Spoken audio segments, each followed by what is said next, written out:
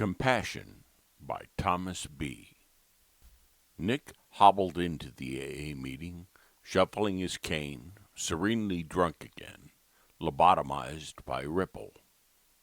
He gazed about him, quick moving darts of blurry eyes, as if uncomprehending fully what he saw.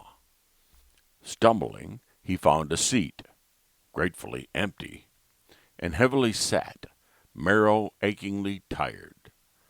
He shivered, huddled, small within his oversized coat, both hands clutching the top of his cane that unsteadily propped his scruffy chin.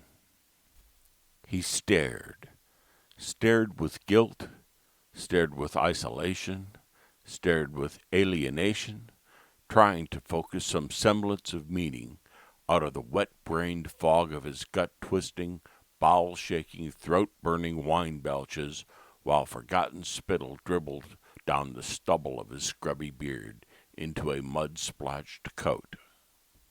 I watched him with mild derision, soul briefly stirred with gratitude, but for the grace of, etc., and all that. I stayed rooted, however, in complacency, turning my attention to fragile fantasies of maybe some tomorrow's erotic embraces with the lovely young object sitting demurely across the room, who sternly ignored my random glances. Looking back at Nick, I saw him with Huey, a blond, mustachioed, blue-eyed, big-boned, strong-jawed man's man, who was as virile, as beautifully male as any model on any cover of any GQ or Soldier of Fortune magazine.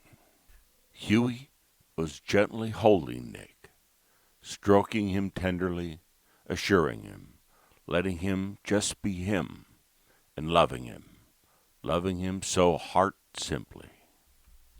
A burning tear slid down my cheek as I watched with awe Nick's streaming tears steadily flow through the gray bristles of his dirty beard, missing the coat, to puddle on the floor. The original print version of this story, Compassion by Thomas B., may be found on the website aabeyondbelief.com in the Language of Recovery section, dated March 6, 2016.